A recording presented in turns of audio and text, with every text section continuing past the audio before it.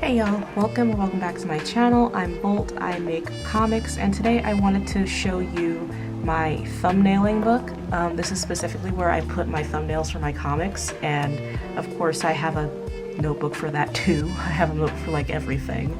But this specific notebook is to keep my thoughts in order when I'm making my comics. So it's just good to have it all in one place. This is just a normal, cheap, but really surprisingly good grid notebook that I bought a few years ago. So there's two major reasons why I keep a thumbnailing it's not a sketchbook, a thumbnailing book. It's because I need space to move my outline story into visuals, and I find that the grid layout really helps with that. And I can see how individual pages and individual panels flow in between pages, so I don't have to worry about if the actions are consistent. I can just look at it at a glance and really look at my thumbnails and see what makes sense, arrange things how I need them.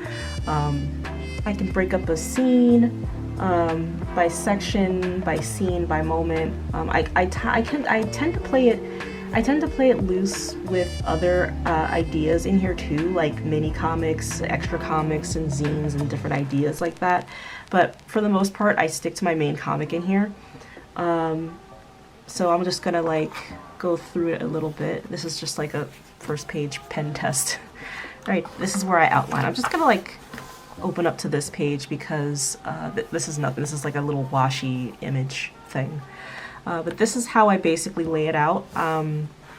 This is like a main outline of how I want the story to go. I have it all written out somewhere else in another file or in another book, but this is how I want the pages to look essentially. And my method changes over time for this too, because I used to have the writing all on one side and the thumbnailing on the other, but I find that sometimes I am looking back and forth and I might change up the layout for that. Like I have the panels corresponding to the outlines, and sometimes I do that. I also tried things with color coding each panel or color coding each page, each moment. But I try all kinds of things in this book, and it's just really, really fun to work out my storytelling in this way. You guys probably, this already happened in the comics, so I'm not hesitating to show you this, but you guys probably don't even know what's happening in these. I know this is not really I'm just sharing because I wanted to, but this is not really for anybody else but me, so this is for my own reference.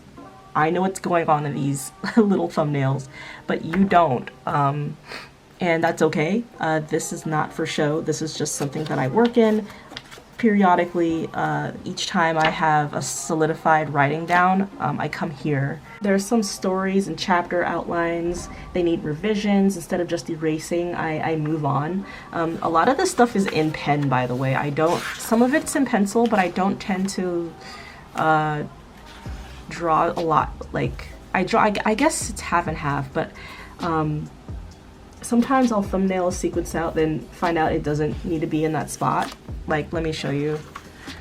Here, I have thumbnails here of what happens in the upcoming chapter, but then I drew all this extra stuff that I find I can just omit it. I don't need it to be in with the sequence of the story, so I can just take that out, and instead of getting rid of it, and this is why I don't really erase anything, instead of getting rid of it, I save it for later, or I save it for this part right here is just fine for an extra comic, or a bonus thing for my patrons or whatever.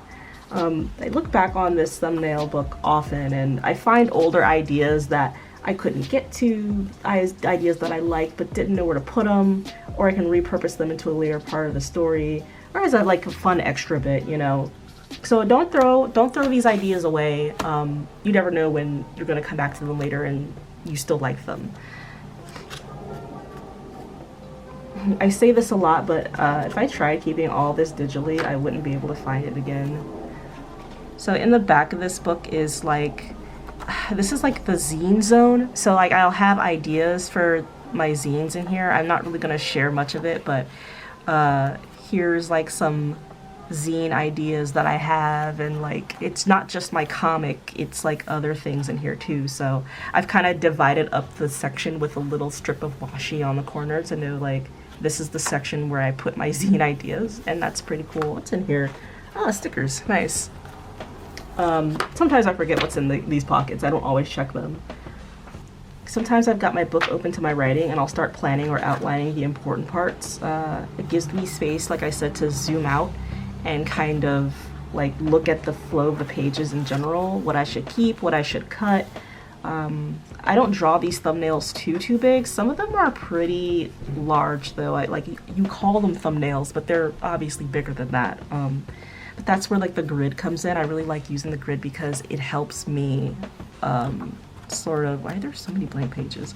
Oh, okay, I know why. But like, it really helps me measure out like just about the kinds of like what I can fit in a panel on a page. So I keep that consistent and lined up.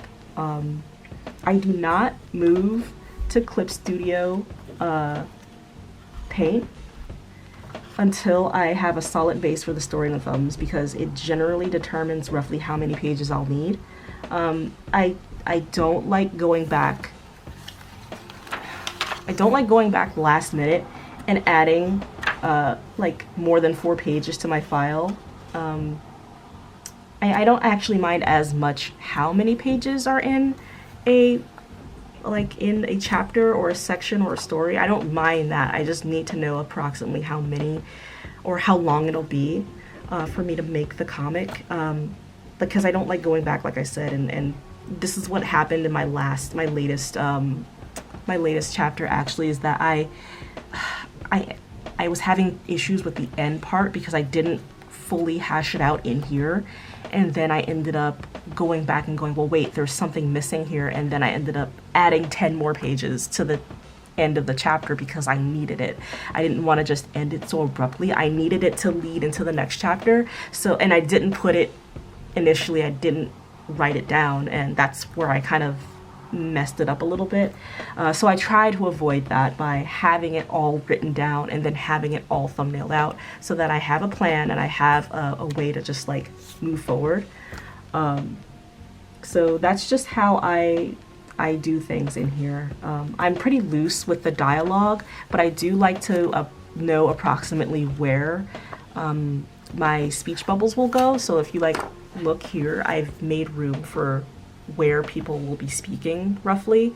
I always try to make sure that I have room for the bubbles because you don't want to cover up so much of your art that you can't see what's actually going on and what like it's just on top of like everybody's like just talking and you can't really see the art that conveys that talking or the dialogue.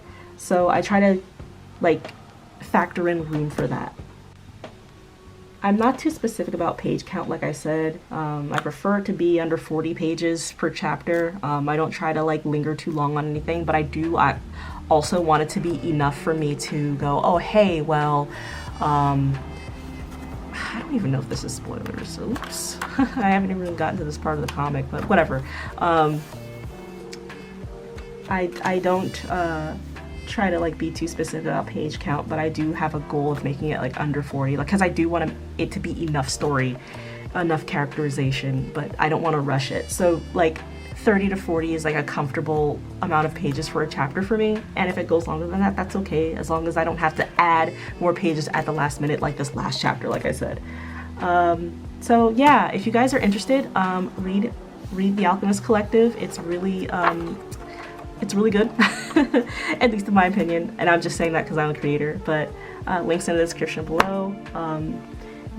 All this just helps keep me focused in like and contained within the chapter, so I'm not going too far off the rails, or I'm not going like losing my spot in like trying to make it make sense.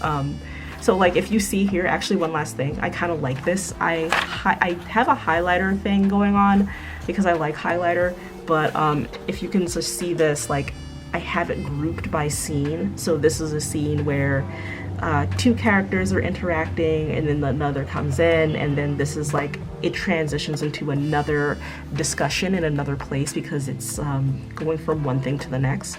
And then this purple here is another scene, and then this is like another scene. So like I break them up like that, and I can just get a bird's eye view of how many pages are going into what scenes, and just a general visual overlooking of what's happening and making sure all of this makes sense to me. So that is how I do things. Let me know in the comments if this helped you, or if you find it interesting, or if you want to see like another like method of like other methods, and you want to talk about how you do things and how you thumbnail things out.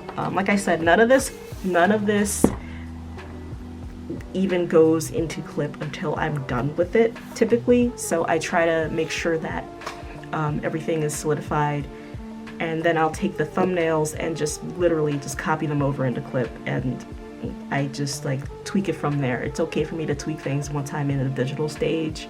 I don't like to spend too long on any one part of the process though, because unless it's the thumbnails and unless it's the writing, that's where I spend the most time, because by the time I get to the digital part, I want to have those pages out, because I already know what goes into them.